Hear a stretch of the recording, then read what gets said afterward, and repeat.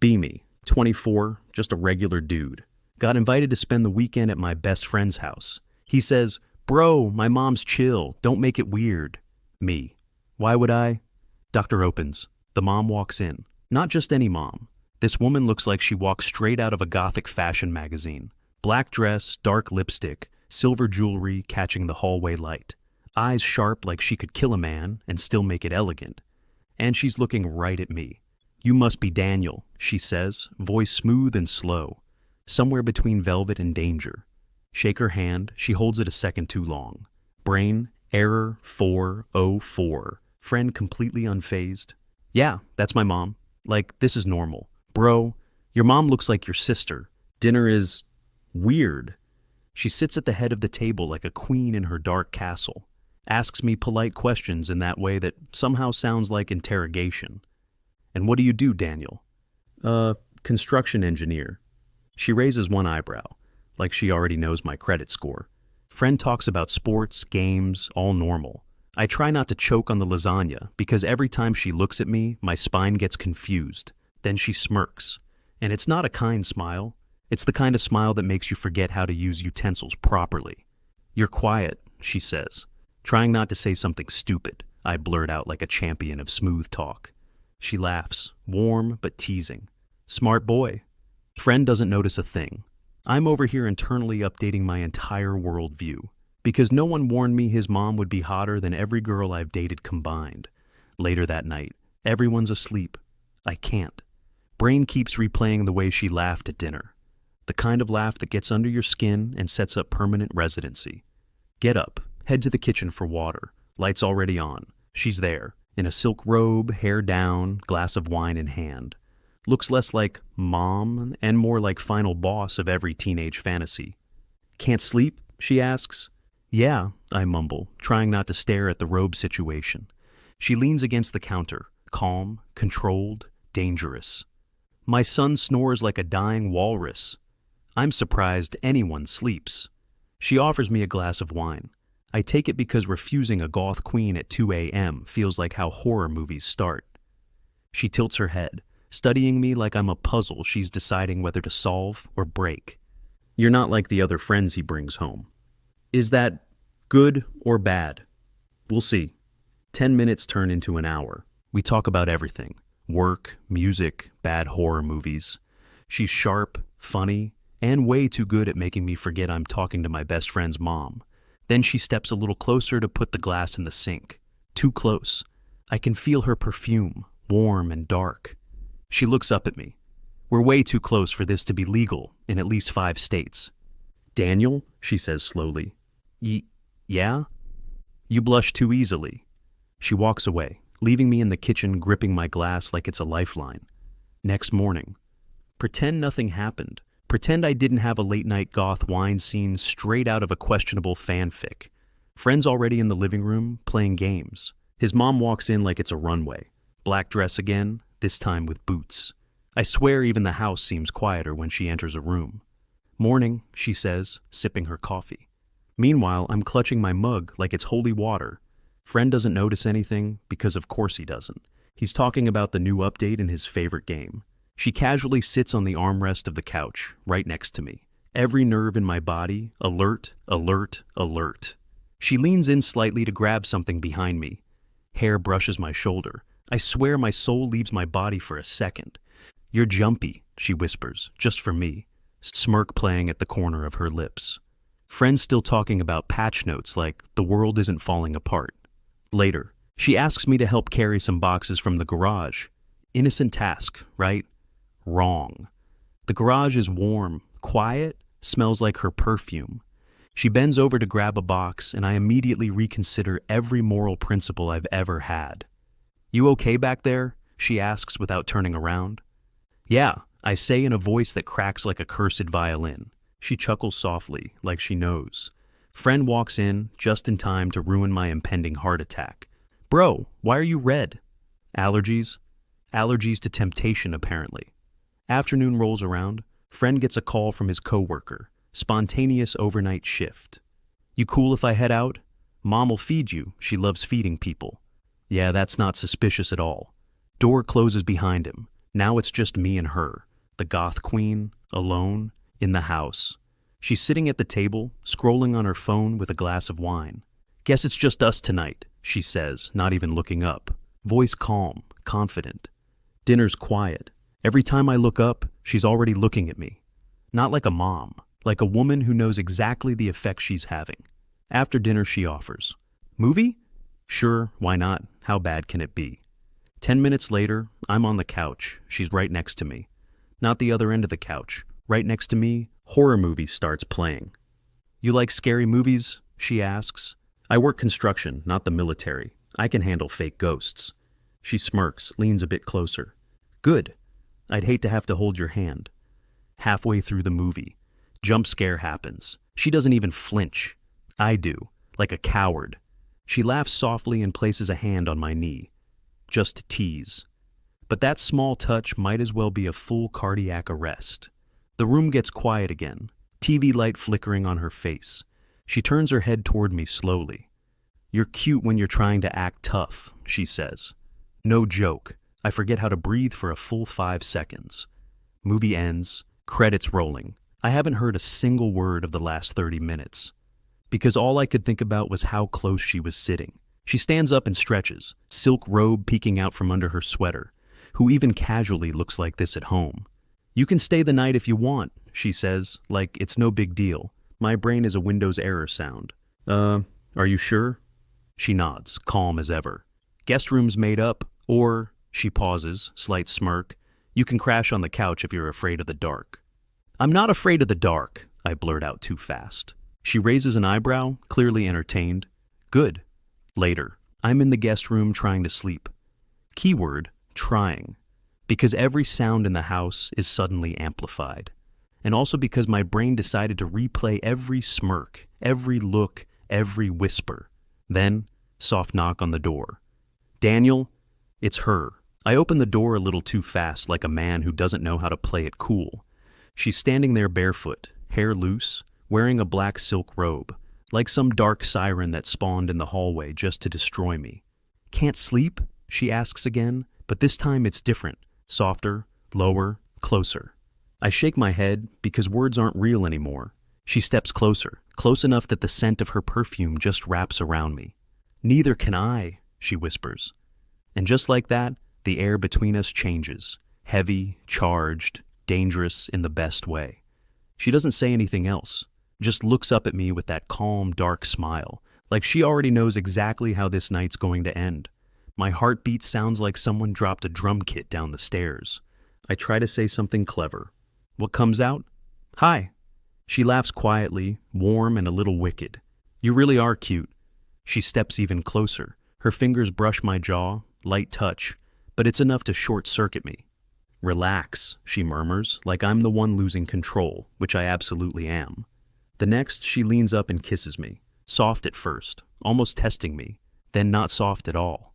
Her hand slides into my hair. Mine end up on her waist without me even realizing. Somewhere in the distance, a rational part of my brain is yelling, "She's your friend's mom." The rest of me isn't listening. She pulls back, smirk still there. You've been blushing around me since dinner, she whispers. I want to deny it, but I'm still catching my breath. And yeah, I'm done for. The night becomes one long blur of bad decisions that feel way too good to regret. The next morning is complicated. I wake up in the guest room, brain doing Olympic gymnastics trying to process the night. She's in the kitchen like nothing happened.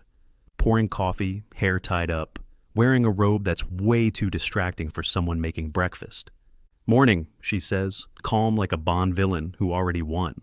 Morning, I croak back, voice cracking like I'm going through puberty again. She sets down a mug in front of me. You look like someone who saw a ghost. More like, got run over by one, I mutter. She chuckles, takes a sip of her coffee. Not a single hint of awkwardness on her face. Meanwhile, I'm internally screaming like a kettle about to explode. Door opens. Her son walks in. My friend. I nearly choke on air. Hey man, you crashed here? Yeah, long night, I stammer. She looks at me, then at him, poker face flawless. He doesn't suspect a thing. He grabs cereal. She and I silence across the table. Every sip of coffee feels like a federal crime. She leans closer and whispers, "Relax, I'm not telling." And just like that, my soul leaves my body for a second time. He finishes breakfast and leaves for work. Door closes behind him. Immediate silence. Me and her sitting at the table like two suspects in a crime drama. She looks at me over her coffee mug. "You're jumpier than a rabbit at a dog park," she says, amused. "I slept with my friend's mom. I think jumpy's justified." She tilts her head, smirk forming again. "You're not complaining, though." I nearly drop my cup. "That's not, last night was—" She interrupts, calm as ever. "Fun?" "Yeah, she's enjoying this way too much." She stands up, walks around the table, leans down until her lips are almost brushing my ear. "You're cute when you're panicking," she whispers. She straightens, smooth as if nothing happened. "You should come by again. Unless you scare easy." I open my mouth to say something smart. Nothing comes out. She just laughs and pats my cheek like I'm a flustered kid. And that's how I realize I might be in way deeper than I planned. Next few days, I try to act normal around my friend. Keyword, try. Every time he talks about his mom, my soul does a backflip out the window. "She's been in a good mood lately," he says casually. "Yeah, I bet she has." We're hanging out in the living room. He's talking about work. I'm nodding like a malfunctioning NPC, because all I can think of is her whispering in my ear that night. Then she walks in. Tight black dress, hair done, red lipstick. The kind of outfit that could probably end civilizations. "I've got a dinner thing tonight," she says to her son. "Don't wait up." Then she looks at me, just a tiny smirk, so fast he doesn't notice. But I do. Oh, I definitely do. Friend goes back to talking about football. Me, not hearing a single word. Brain, replaying that smirk on loop. And in that moment, I realize this isn't going to stay casual for long. Week later, I somehow convince myself we can just pretend nothing happened. Yeah, good joke. Friend invites me over for another movie night. Me thinking it's just him and me. Door opens, she's there too, in a black silk robe again. Of course she is. "You're here?" she says with a smile that could melt steel. "Yeah," I manage to croak like a man who's already lost this battle. Half an hour later, friend falls asleep on the couch, snoring like a dying tractor. She glances at him, then at me. "He sleeps like a rock," she whispers. "Yeah." Means no one's going to hear anything. My heartbeat, bass boosted. She leans in closer, pretends to grab the remote. Her hand brushes my thigh. It's definitely not an accident. "Relax," she murmurs, low enough that only I can hear. "We've done this before." I want to say something clever. What comes out is a sound somewhere between a sigh and a squeak. She smirks again, wicked and calm. And in that moment, I know. I'm not escaping this woman. A couple weeks later, this thing between us has turned into an unofficial schedule. Friend leaves for work or a trip. She texts. I show up. We pretend it's casual. Problem, pretending is getting harder. She doesn't just flirt anymore. She teases me in that quiet, confident way. Always calm, never flustered. Like she knows exactly how to make me lose balance. One night after dinner, she leans back in her chair and says, "You've gotten bolder." I choke on my drink. What do you mean?" She grins. "A few weeks ago, you couldn't even look me in the eye. Now you're the one staring." Guilty. She stands, walks over behind me, leans down and whispers, "Careful. If you keep looking at me like that, I might start liking it too much." My brain basically melts into a puddle. And right then, she opens the bottle of red. "I felt like something different tonight," she says, eyes glinting. She doesn't grab two glasses like a normal person. No, of course not. She tilts her head slightly, presses a finger against her collarbone, then slowly pours the wine so it trickles down.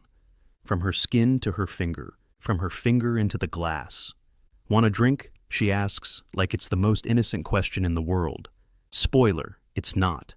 The air is heavy, electric, like we're both standing too close to a storm. I take the glass, not taking my eyes off her for a second.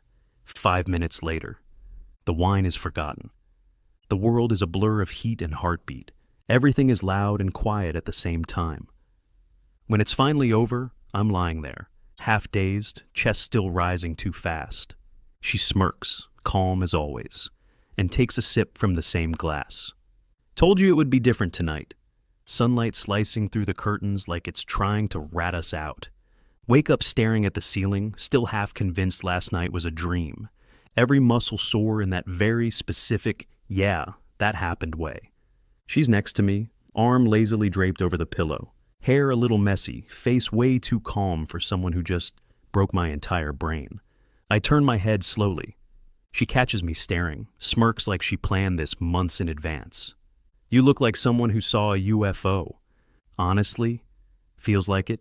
She stretches like a cat that owns the world. Meanwhile, I look like a guy who just found religion. Regret it? She asks, eyes locked on mine. Not even close, I say way too fast. She moves closer, rests her chin on my chest. Good. I don't waste my time on one-night mistakes, brain short circuits. That was not just a fling. She just casually declared war on my emotional stability. You look like you're solving advanced math, she laughs. Didn't expect this, I mumble. No one does. And then she snaps her fingers. Boom, you're in deep. She laughs, kisses me quick, and slips off to the bathroom. I'm left staring at the ceiling, fully aware that there's no going back anymore. A few days later, things between us feel different. Not bad different. More like the moment in a game when the music suddenly gets serious and you know the boss fight is near. She's texting me more, not just her usual sharp one-liners, actual check-ins. Did you eat? Don't forget your jacket. You're mine Friday night. And she says it so casually that my brain just accepts it as law. Friday night arrives. I knock on her door. She opens it wearing black, looking unfairly good. I swear she could say tax season, and I'd still be ready to follow her anywhere. She pours me a drink like nothing happened between us. But the way her eyes linger says otherwise. There's this tension hanging in the air. Not awkward, more like inevitable. We talk, joke, flirt. The usual chaos. But at some point, she leans in closer, hand resting on my chest, soft but firm. You keep looking at me like that, she says. You're going to end up staying again. I try to sound smooth, but my brain has already filed for emotional bankruptcy. Maybe that's exactly what I want. She smirks, that slow, confident smirk that basically says, you're screwed and you like it. And yeah, she's right. We don't even pretend to fight it this time. Later, lying there again, her head resting on my shoulder, she says quietly, almost like she's testing the words. You know this isn't just fun for me anymore. And just like that, my carefully built emotional defenses fall faster than cheap IKEA furniture.